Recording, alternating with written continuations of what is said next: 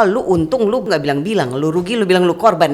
Sebatas mana orang bisa dikategorikan sebagai korban? Nah, Kalau sudah begini, boleh nggak sih dia minta ganti rugi? ya saya gugat tuh Indra Kent.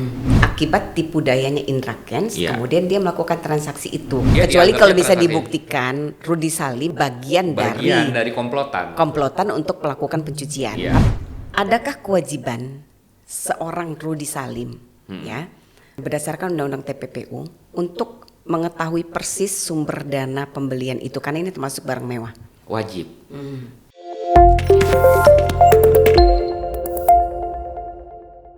Nah, kita sekarang lari ke korban nih. Ini unik sekali nih korban nih. Karena berdasarkan informasi, termasuk Pak Kuku juga sempat sampaikan ya, korban yang ada sekarang ini ya, yang sudah diperiksa di kepolisian, itu kan ada beragam-ragam nih. Iya. Tapi yang paling utama sebenarnya kita mengklasifikasi nih, ada yang sesungguhnya tahu Iya. bahwa praktik yang dijalankan oleh Binomo dan kawan-kawannya yang katanya masuk dalam binary option ini adalah perjudian online. Tapi ada juga nih newbie, kalau kita bilang newbie yang nggak tahu nih. Apalagi dia ikut pelatihan bilangnya ini trading. Ya dia merasa ya udah ini trading, uang yang dipakai juga nih, kalau newbie juga ada dua macam. Memang dia adalah orang yang punya kemampuan ekonomi, artinya dia menyisihkan sebagian uang yang nggak dipakai lah buat transaksi.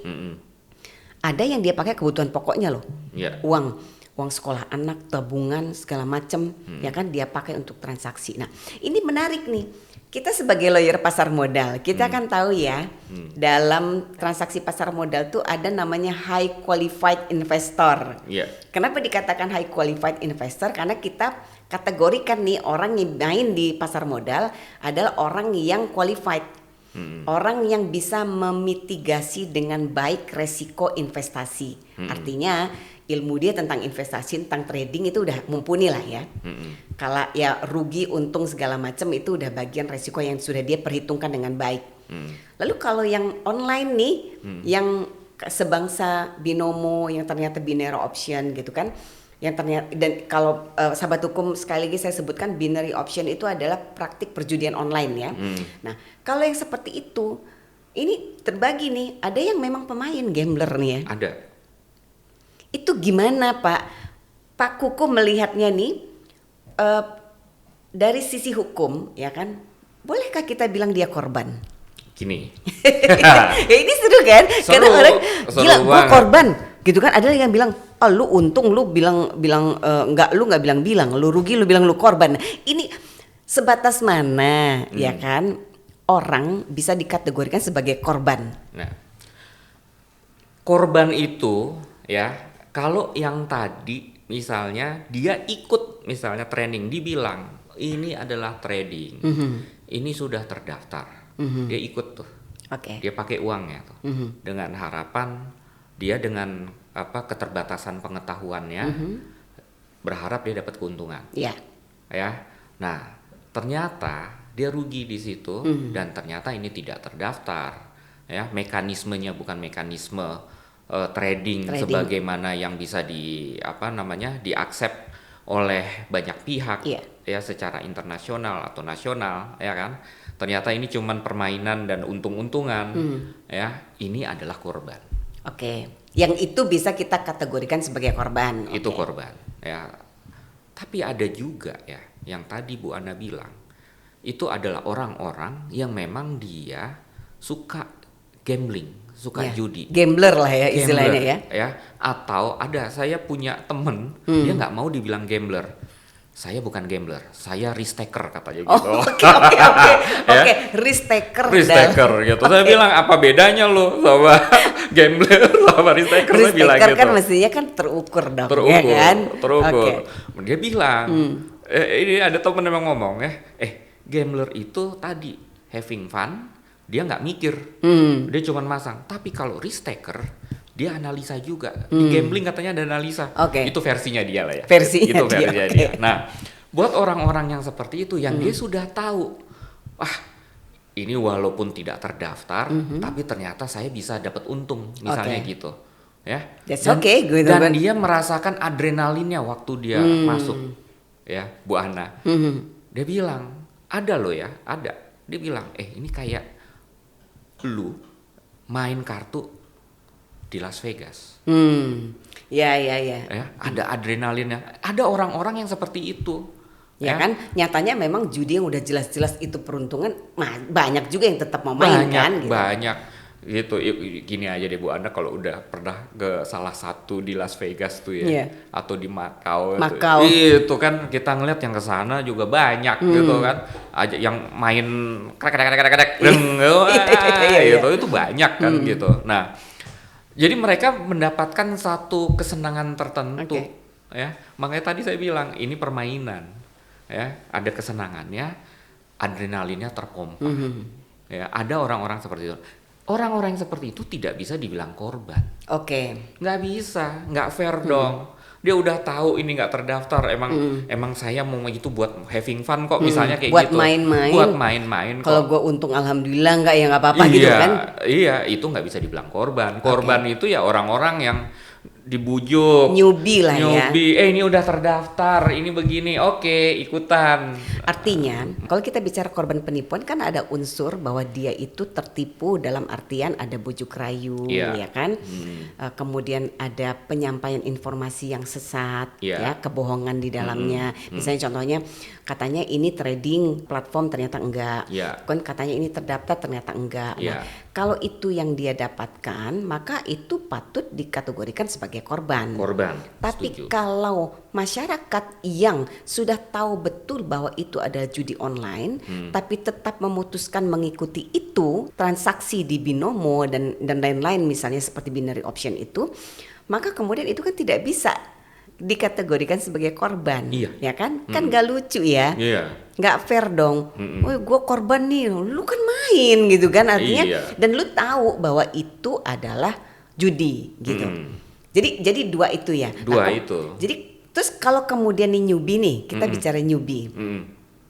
Newbie dia termakan lah ya oleh bujuk rayu, ya kan, tipu muslihat, kebohongan, informasi yang salah gitu kan, sampai kemudian dia ikut. Nah, kalau sudah begini, boleh nggak sih dia minta ganti rugi?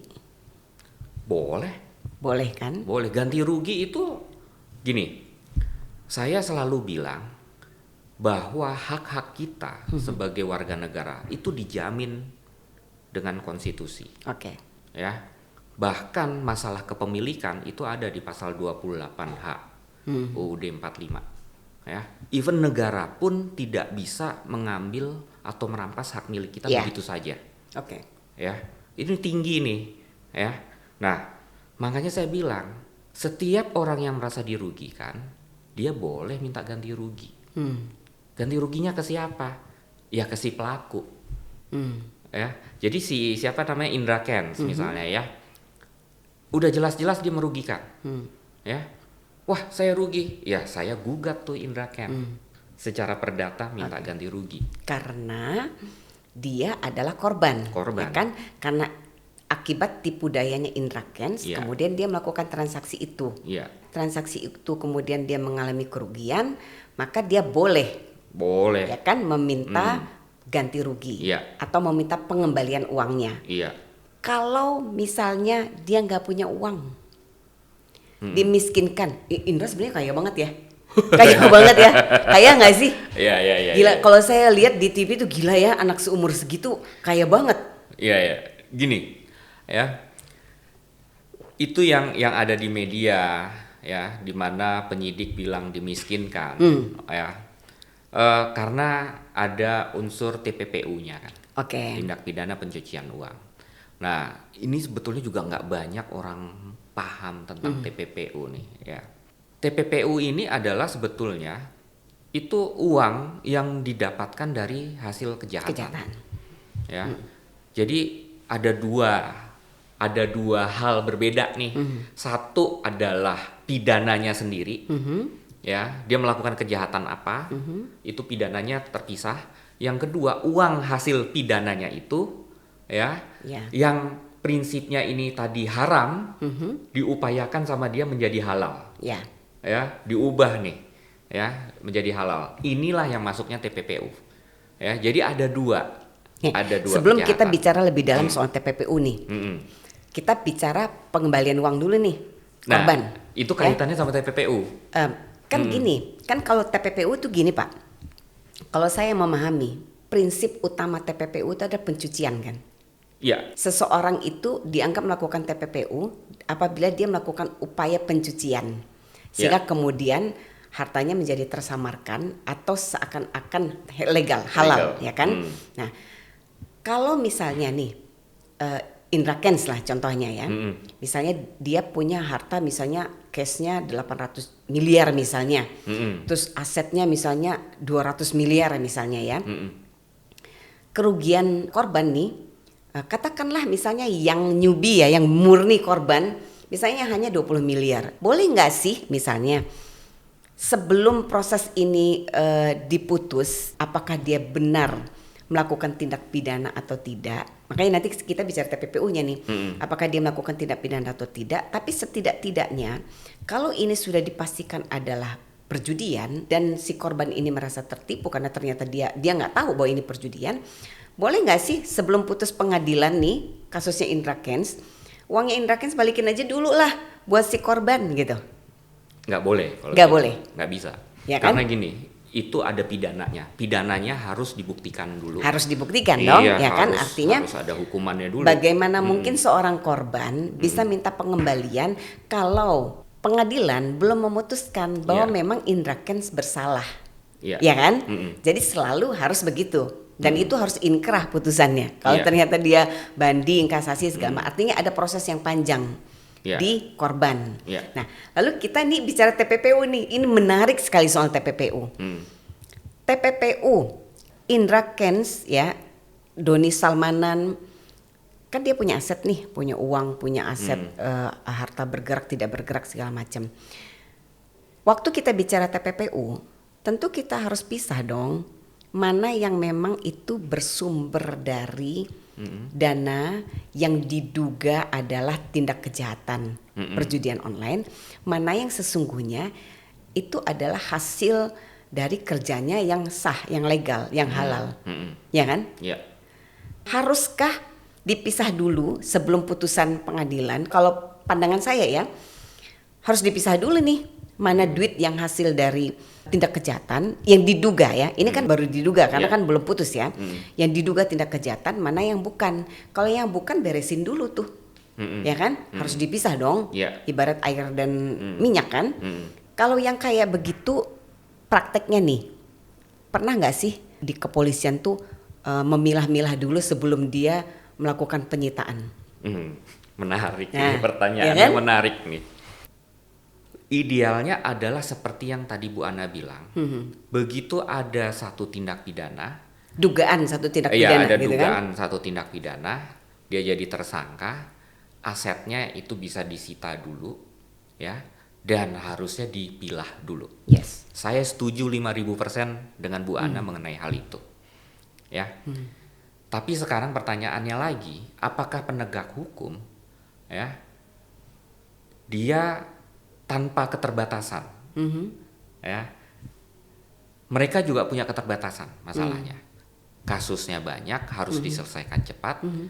Yang udah-udah biasanya disita dulu, ya, baru itu nanti. Gimana nanti hasil pengadilan, ya kan? Nah, inilah yang terjadi nih, ya. Mereka sita dulu semua, ya, tanpa mungkin melihat dipilah-pilah dulu, ya. Karena memilah-milah itu juga bukan pekerjaan gampang, sulit loh, ya kan? Kalau ternyata si tersangkanya, oh dia kerja juga dia sebagai pegawai, ya, berapa gaji dia sebagai pegawai, ya, katakanlah gajinya sebagai pegawai 5 juta apa 10 juta, ya kan itu dirunut 10 juta masuk ke rekening mana, ya, dia sudah berapa lama. Ya, yang paling gampang itu sebetulnya adalah kekayaan dia yang ada sebelum dia melakukan dulu tindakan yang dulu. Diduga pidana itu, ya, sama sesudah. Makanya penting sekali kita harus tahu yang namanya tadi tempus delicti-nya. Nah, ya, betul. kapan itu terjadi? batasnya kapan? Katakanlah ini terjadinya di Januari 2022. Jangan sampai harta dia dari lahir diambil semua, kan gitu. Berarti semua harta yang dia miliki sebelum Januari 2022, katakanlah seperti itu ya misalnya ya, ini jangan disita. Harusnya seperti itu. Harusnya. Nah, hanya kadang-kadang juga dia naruhnya itu dalam satu rekening. Ya, jadi mau harta yang didapat sebelum tadi misalnya Januari 2022 dan setelah itu dia taruh dalam satu rekening, otomatis yang diblokir rekening itu yang disita semua isi dari rekening itu nyampur. Nih bicara rekening nih, ini sebenarnya paling gampang sebenarnya ya, lebih gampang sebenarnya karena kalau aset oke, kita bisa lihat tahun berapa sih dia mendapatkan itu ya kan. Kalau memang dia dapatkan sebelum tahun kejadian tindak pidana yang diduga tindak pidana ini terjadi, maka itu beres, harus balikin dong ya kan, segera. Kalau yang sesudah itu baru. Nah kalau uang nih kan kita punya PPATK nih, kan jelas tuh ketrack tuh ya dananya. Misalnya pada proses pemeriksaan nih Doni Salmanan misalnya bilang bahwa saya tahun ini bulan ini dikontrak oleh perusahaan ini, saya dibayar sekian, underlying transaction-nya jelas ada kontraknya, harusnya langsung tuh keluarin dong duit itu misalnya. Iya, ya kan? Harusnya seperti itu.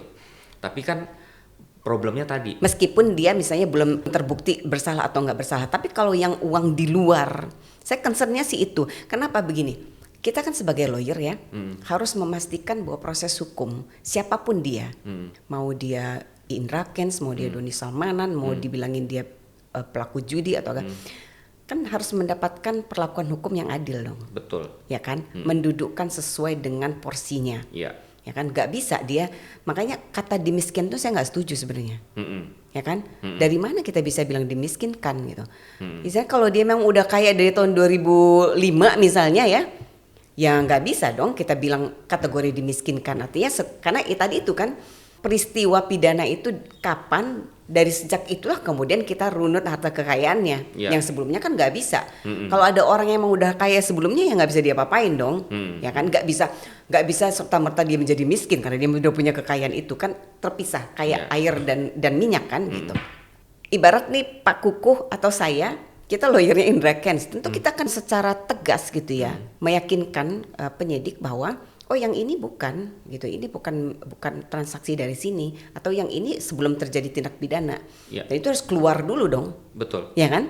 Wajib dong. Iya. Kan kita jadi zolim kan kalau semua jadi diambil, apalagi kemudian ada kata-kata dimiskinkan, kan nggak fair sebenarnya. Gitu. Itu saya sepakat 5.000% sama Bu Ana ya. Bahkan itu kemarin saya tegaskan juga waktu saya diwawancara di salah satu stasiun TV itu, saya tegaskan maksudnya dimiskinkan itu adalah harta yang didapat ya dari hasil tindak pidana, disita dan yang bisa dirampas. Dibuktikan ya.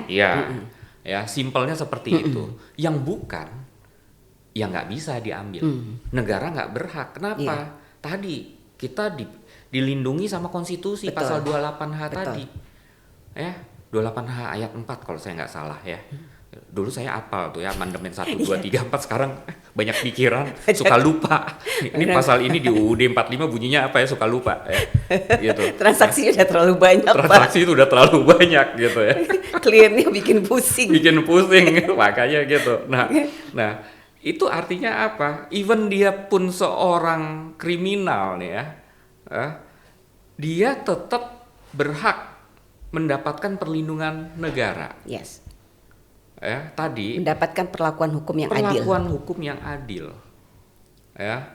Perlakuan hukum yang memberikan kepastian dan kemanfaatan juga buat dia. Makanya aset yang sudah dimiliki ya sebelum terjadinya tadi tempus delicti-nya itu nggak bisa. Ya, kalau aset ini tidak terbukti hasil dari kejahatan atau digunakan untuk kejahatan, ya nggak bisa. Gitu. Makanya saya luruskan tuh maksud dimiskinkan tuh apa. Nah, ini kan kadang-kadang itu juga kayak jargon-jargon yang sengaja diciptakan ya supaya membentuk opini di masyarakat. Jadi ya Ini sudah menjadi terpolarisasi sekarang ya. Seseorang tuh kalau sudah dianggap bersalah nih, belum diputus nih bersalah, udah kayak pesakitan gitu. Betul. A sampai Z-nya dia nguap aja salah pokoknya gitu ya. Iya. Ya kan semuanya salah gitu. Nah, terus sekarang kita bicara unsur TPPU nih. Ya. Termasuk di dalamnya kan dalam unsur TPPU itu membelanjakan, mengalihkan segala macam itu ya. Semua transaksi masuk dalam kategori TPPU. Tapi kan kita bicara prinsip TPPU itu adalah tujuannya adalah mencuci uang hasil tindak kejahatan supaya tersamarkan menjadi seakan-akan halal. Yang lucunya ini nih, di mana-mana TPPU itu kan orang diam-diam, namanya kegiatan pencucian kan? Yeah. Kan dia punya uang hasil kejahatan, lalu kemudian dia diam-diam melakukan pencucian, apakah melalui jual beli, apakah melalui pembelanjaan, apakah melalui pengalihan, sehingga kemudian seakan-akan tuh hartanya adalah halal bersih. Yang menarik Indra Kents nih, Doni Salmanan juga sih sepertinya ya, kan mereka terang-terangan menyatakan gue kaya, gue punya banyak uang, gue beli ini, gue beli mobil mewah, gue beli jam mewah, gue beli motor, gue koleksi ini, gue beli rumah mewah, ya kan? Kalau kita bicara kasat mata itu bukan TPPU ya kan? TPPU kok terang-terangan gitu ya? Ya, itu flexing. Itu flexing orang Ya. bilang ya kan? Itu flexing. Nah, tapi kalau kita sebagai lawyer tentu kita merunut itu dari unsurnya dong, ya kan? Kalau selama itu adalah uang kejahatan, uang dari hasil tindak kejahatan dan bisa dibuktikan hasil tindak kejahatan, kemudian dia belanjakan, ya batas mana sih? Tentu kita ada wilayah abu-abu nih. Batas mana kita bisa kategorikan bahwa itu adalah tindakan pencucian uang? Kalau untuk memenuhi kebutuhan pokoknya, apakah itu juga pencucian uang? Kenapa saya katakan ini? Karena kita akan merunut nih Pak untuk menentukan batas mana, ya kan, orang-orang yang terlibat dalam transaksi dengan dengan Indra Kents dan Doni Salmanan yang diduga melakukan tindak pidana pencucian uang ini. Batas mana orang-orang yang melakukan transaksi ini nanti dikategorikan turut serta atau dia harus mengembalikan, gitu. Nah, ini kita juga akan bicara sebatas mana juga peran orang, masyarakat secara umum, siapapun dia, ya, punya kewajiban untuk know your customer, KYC. Ya, kalau bank udah jelas ada KYC-nya. Kita sebagai lawyer jelas di undang-undang TPPU jelas kan, kita sudah dikasih sosialisasi oleh PPATK. Lawyer, Anda punya KYC ya, kalau ada transaksi begini-begini mencurigakan Anda harus lapor kan gitu kan. Standar profesi kita udah ada. Yes, kita udah punya standar profesi jelas. Tapi kalau yang kayak begini-begini nih, transaksi perdagangan, mereka kan punya kewajiban KYC nih.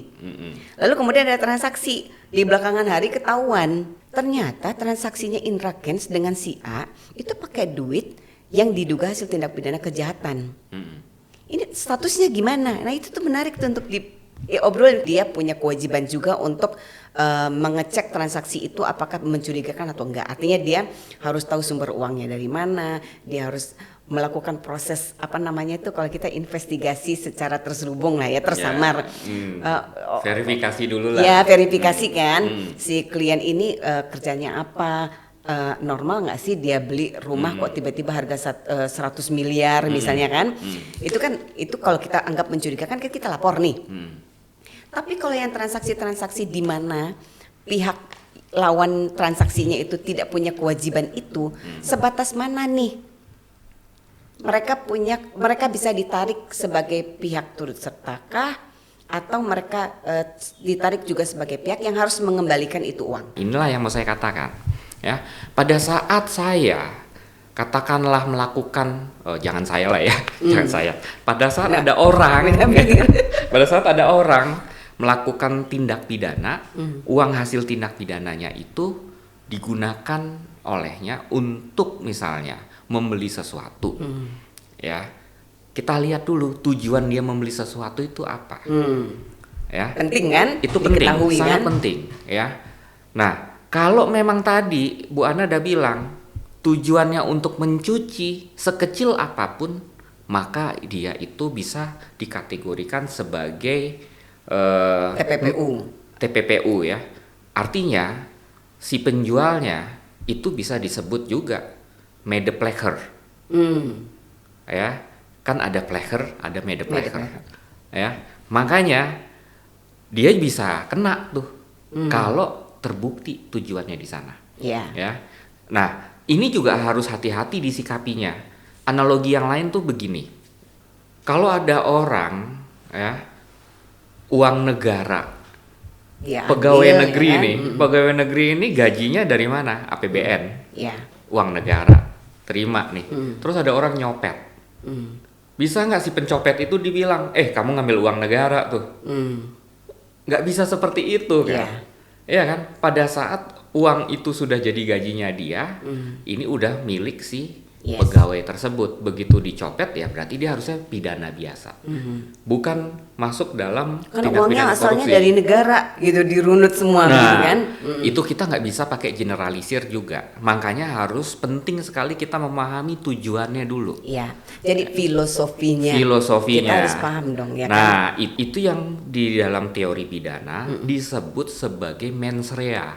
Yes. Gitu loh. Kehendaknya apa nih? Kehendak benerannya nih gitu. Ya, itu masih diselidiki, itu tugas penyidik, nggak gampang makanya.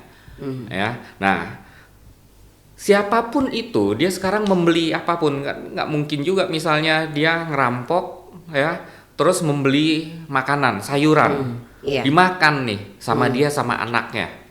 Ya, Terus harus dimuntahin. musuh harus dimuntahin Ya gitu kan? kan nggak mungkin. Dia beli buat bawang, cabe, Nah. minyak goreng, Nah. ya kan sudah tertelan bukan hanya oleh dia, oleh anak-anaknya juga. Lalu kemudian harus dimuntahkan kembali karena itu hasil dari tindak pidana kejahatan. Kan nggak mungkin kan? Nggak mungkin. Nah, harus ada batas berarti Nah, kan? harus ada batas. Nah, ini sekarang kita bicara batasnya. Ini yang menarik ya. Semua pelaku tindak kejahatan yang terkait mengenai uang ya, mereka pasti nggak sabar untuk membeli sesuatu yang sifatnya konsumtif dan barang mewah. Iya. Bahkan waktu PPATK ngasih sosialisasi ke kita di HKHPM, Iya. itu juga bilang kan, semua itu nggak sabar, dia pasti tiba-tiba beli sesuatu yang Segera mewah. mungkin. Iya, itu sifat dasar manusia lah. Ya, tiba-tiba beli mobil mewah, ya, rumah mewah, ya, jam mewah, ya, yang model-model kayak gitu, Iya. yang bermewah-mewah itu. Nah, ini yang akan kelihatan nih, ya, kelihatan bahwa nggak mungkin dong dia itu penghasilannya berapa bisa nih. Berarti apakah ada hasil kejahatan di situ? Iya. Nah, yang jadi problem Patut adalah dicurigai lah patut dicurigai. pembelanjaan itu. Ya, yang kasihan itu sebetulnya adalah si penjual. Yes. Ya. Pihak ketiga. Pihak ketiga. Yang bertransaksi dengan si tersangka ini gitu kan? Iya. Ya. Kayak kasus kita ini si siapa Indra Kents sama si Doni Doni ini. Salmanan. Itu kan dia beli mobil mewah tuh. Ya. Si siapa penjualnya? Belinya ke Rudi Rudi siapa? Salim, Rudi Salim. ya kan? Ya. Diperiksa nih. Iya. Pertanyaannya apakah si penjual ini tahu Ya. uangnya dia ini hasil pidana? Pidana atau bukan? Nah, saya selalu bilang begini. Kita sebagai penjual pun kita punya yang namanya satu itikat baik. Yes. Yang Pembeli kedua, beritikat baik, penjual pun beritikat penjual baik. beritikat baik. Tapi kalau memang transaksinya nggak wajar, kita boleh sebagai warga negara untuk melaporkan kok. Katakanlah ini kita ngambil contoh nih ya, transaksi Indra Kents dengan Rudi Salim. Ya kan Indra Kents membeli mobil, benar ya? Ya. Indra Kents membeli mobil ke Rudi Salim ya? Rudi Salim. Ya, membeli mobil Rudi Salim. Nilainya fantastis dong, mobil mewah, ya kan? Adakah kewajiban seorang Rudi Salim, ya, berdasarkan Undang-Undang TPPU untuk mengetahui persis sumber dana pembelian itu karena ini termasuk barang mewah? Diatur nggak? Wajib. Kayak perbankan. Begitu ada transaksi besar, ya kan? Dia Kalau bayarnya cash, Nah, kalau bayarnya cash itu patut dicurigai. patut dicurigai. Patut dicurigai. Hari gini orang masih Ya. pakai cash. Kalau dia transaksinya melalui bank di PPATK tuh ada. Ya. Bank pun kan sebenarnya sudah punya KYC dong, Ya. ya kan? Nah, tapi kalau misalnya cash, ya kan? Seorang Rudi Salim nih misalnya, kan Rudi Salim memang diatur dalam Undang-Undang TPPU. Dia punya kewajiban untuk KYC ini. Terus katakanlah misalnya ini transaksi melalui bank, Normal dong, seorang Rudy Salim memang dia punya perusahaan sangat terkenal menjual mobil-mobil mewah, ya kan. Lalu kemudian ada seorang kaya yang sudah secara kasat mata ketahuan memang dia kaya, banyak duit nih dari si binomo misalnya gitu kan. Nah, lalu kemudian dia beli. Perlukah seorang Rudy Salim melakukan mencurigai? Enggak dong. Enggak. Ya kan? Karena ada pembeli dan penjual beritikat baik. Ya lu bayar, lu ada duitnya, gue lihat, gue tahu lu emang ada rezeki banyak lah segala macam. Nggak perlu gue nggak punya kewajiban lah ngecek itu bisnis lu halal atau haram gitu kan. Tapi tentu tetap bank punya sebagai kewajiban, media pembayaran, intermediary dia. Pasti itu dia melakukan pelaporan kan? Iya. Jadi pada saat transaksi itu terjadi, itu harus dijelaskan di banknya. Iya. Ini uang sebesar ini, katakanlah melalui transfer ya, 5 miliar. Kita transfer 5 miliar, kita mesti wajib ngasih tahu tuh, ngisi form. Iya. Uangnya dari mana? Nah, itu kita tulis. Ya. Nah, kalau si Indra Ken katakanlah dia nulis nih, uangnya dari hasil kerja. Kerjanya kayak apa dulu, itu bisa ke trace tuh. Iya. Dia nulis bohong di situ aja. Bukti itu nanti tiba-tiba jatuh ke tangan penyidik, wah itu dia bisa kena pasal lagi. Berlapis kan? Berlapis. Oke. Itu. Jadi harus diwaspadai itu yang kayak gitu-gitu. Boleh-boleh saja sih. Anda merasa, oh gue punya duit, terus gue tulis aja, boleh-boleh saja. Tapi pada saat Anda terbukti melakukan tindak pidana kejahatan, ya, dan uang itu bisa terbukti adalah bagian dari TPPU, berlapis dong. Berlapis. Ya kan? Gitu. Nah, sekarang kita balik lagi nih ke Rudy Salim nih. Katakanlah Rudy Salim sudah melaporkan transaksinya ke PPATK, ya kan? 1, 2, pun dia nggak tahu misalnya, bisa dibuktikan bahwa Rudy Salim tidak tahu nih, ya kan? Dia tidak tahu bahwa si Indra Kents ini transaksinya berdasarkan tindak pidana perjudian misalnya. Artinya tidak bisa dimintai pertanggungjawaban sebagai orang yang turut serta melakukan TPPU. Tetapi transaksinya kan kita mengenal transaksi itu kalau uangnya hasil tindak kejahatan maka demi hukum dia batal transaksinya. Berarti kalau batal kembali kepada keadaan semula. Nah, siapa yang menanggung kerugian? Iya, tetap si pelaku. Indra Kents. Iya. Kalau bisa dibuktikan bahwa itu memang hasil kejahatan, harus dikembalikan oleh Rudy Salim kan? Iya. Nah, nasibnya barang yang sudah dibeli. Nah, nasibnya barang yang dibeli ya. Jadi gini, tadi kan harusnya batal demi hukum. Sepakat ya di 1320 unsur objektif berarti kausa yang halalnya nggak masuk, berarti dia batal demi hukum. Ya. Tapi tadi mobil udah dipakai, udah bayar pajak, harganya udah turun. Udah balik namanya segala macem, ya kan? Dan ini nggak mungkin dibatalkan begitu aja, nggak mungkin batal demi hukum karena akan menimbulkan kerugian juga bagi si penjual yang beritikat baik, ya maka mobilnya ini disita, ya disita nih oleh negara, ya nanti melalui proses pengadilan akan diputuskan, ya untuk kemudian disita dan dirampas, mungkin dilelang, ya uangnya masuk ke kas negara. Oke, jadi uang yang diterima oleh penjual nggak disita dong? Uang kan ada barangnya, karena sudah berganti enggak. Kan? Ini gini, itu tadi belum tentu disita kalau memang tujuannya adalah bukan untuk mencuci uang. Oke, jadi murni ini transaksi biasa. Ya, kan? dia Kecuali kalau bisa dibuktikan Rudy Salim misalnya bisa dibuktikan bahwa dia bagian dari komplotan untuk melakukan pencucian. Tapi kalau Rudy Salim hanya murni melakukan penjualan, mobilnya saja yang disita kan, uang yang diterima Rudy Salim sebagai penjual tidak bisa diganggu gugat dong, ya kan?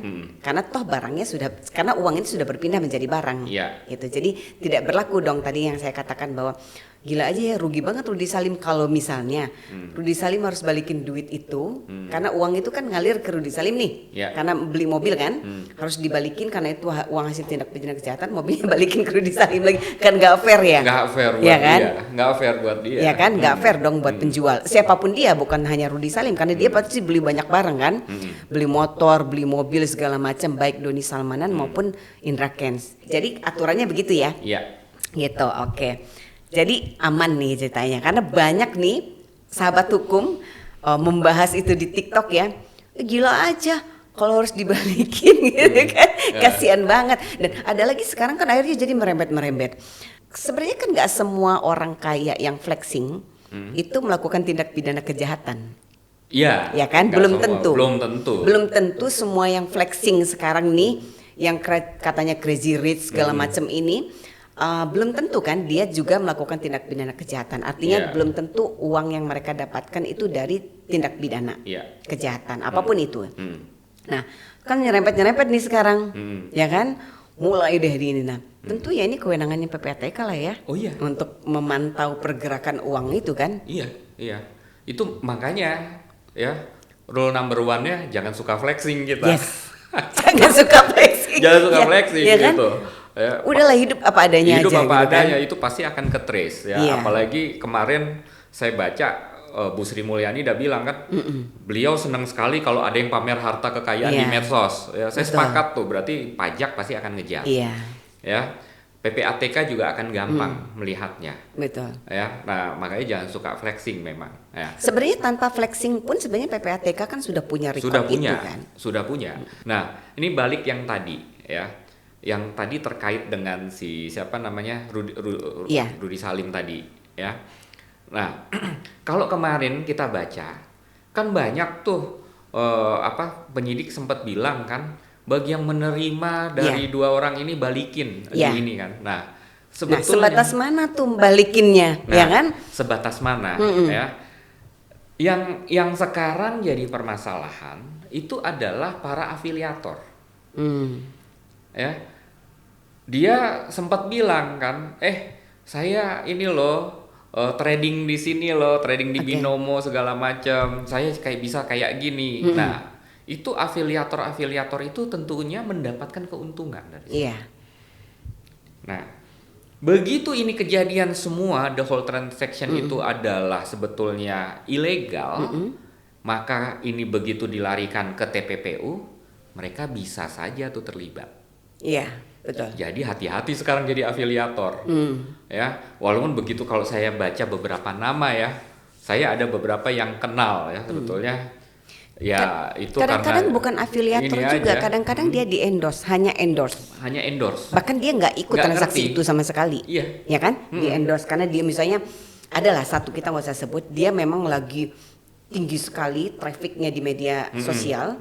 Ya di pura-pura lagi ada konten apa gitu kan, supaya dia nongol juga di situ. Dia sebenarnya nggak melakukan transaksi itu. Iya. Sama sekali Sama dia sekali. tidak tahu dan tidak mau melakukan transaksi itu. Iya. Nah, itu kena nggak? Misalnya dia ya karena dia di endorse apa ya istilahnya itu, endorse secara halus lah ya. Tapi dia menerima duit sebagai orang yang di endorse. Ya. Tapi dibikin kontennya seakan-akan dia nggak di endorse gitu loh. Ya, nah inilah makanya tadi maksud dan tujuannya apa harus diperiksa. Iya Ya, betul. keterlibatannya sampai Iya. di mana? Tapi Pak, kalau kita bicara maksud tujuan nih, ini kan katanya ya, saya mendengar di media massa, betul nggak? Doni Salmanan, Indra Kents itu kan banyak memberi uang, memberi aja ya, Termasuk ngasih. nyumbang. Nyumbang, segala- ya kan? Ada kawinan artis dia nyumbang segala macam. Nah, kalau bisa dibuktikan bahwa itu uang ada tindak pidana kejahatan, kan harus dibalikin dong. Prinsipnya iya. Ya kan? Prinsipnya Kita nggak iya. bicara TPPU-nya dulu nih, kita bicara itu uang hasil tindak pidana kejahatan. Balikin dong. Iya. Uangnya udah nggak ada, gimana Pak? Ya kalau udah nggak ada ya mau dibalikin pakai apa? Apalagi si penerima. Nggak tahu. Nggak tahu. Penerima beritikat baik nih, maksudnya ya gue undang kawinan, dia ngasih angpau normal dong. Iya, normal. Karena dia emang kaya banget ya, dia ngasih gue gede. Iya. Normal, udah habis duitnya. Iya. Itu gimana statusnya secara Nah, hukum? Itu nggak bisa langsung dia membalikan begitu aja tadi ya. Memang tadi extraordinary crime sama follow the money. Follow the money. Ya, tapi nggak bisa serta merta semuanya dikembalikan begitu Nyangkut saja. semua lah pokoknya. Nyangkut Mentang-mentang semua. kita pakai prinsip follow the money, pokoknya waktu kita jalan follow the money itu nyangkut di mana aja tuh ngambil semua gitu, enggak kan? Enggak, kan harus dilihat dulu tadi unsur mens rea-nya, Ya. orang-orangnya seperti apa. Ya misalnya gini, kita pernah dengar ya, ada kasus pejabat yang kena dia korupsi, terus istrinya kena. Ya. Ya kan, ternyata istrinya kena TPPU kan, pencucian uang. Akhirnya suruh ngembaliin. Nah, kenapa itu bisa terjadi? Karena istrinya itu tahu suaminya kalau pejabat gajinya Duitnya berapa, sebenarnya harusnya bisa dapat sekian miliar. oke. Harusnya kan dia nanya. Oke, Pak Kukuh, coba berikan pesan nih yang bijaksana kepada sahabat hukum sekalian yang menonton podcast ini. Apa sih yang harus diperhatikan bagi sahabat hukum apabila ingin melakukan transaksi trading investment ataupun trading berjangka ya, baik itu saham, kripto, bitcoin, ada lagi sekarang NFT. Apa yang Iya. harus diperhatikan oleh masyarakat? Ya, jadi satu, dicek siapa itu providernya atau subjek hukumnya, yang jelas dia terdaftar atau enggak. Ini bicara keamanan. Yang kedua, tadi ya, mencari informasi-informasi yang benar tentang tradingnya, tentang investasinya. Yang ketiga, ya, kita harus paham betul kita mau diinvestasi yang seperti apa. Ya, jangan sampai misalnya kita investasi di saham tapi kita nggak ngerti saham itu apa, ya, atau kita mengerti saham tapi kita nggak ngerti bagaimana mengetahui fundamental satu perusahaan yang tercatat di bursa. Yang keempat, ya, jangan takut untuk bertanya, ya.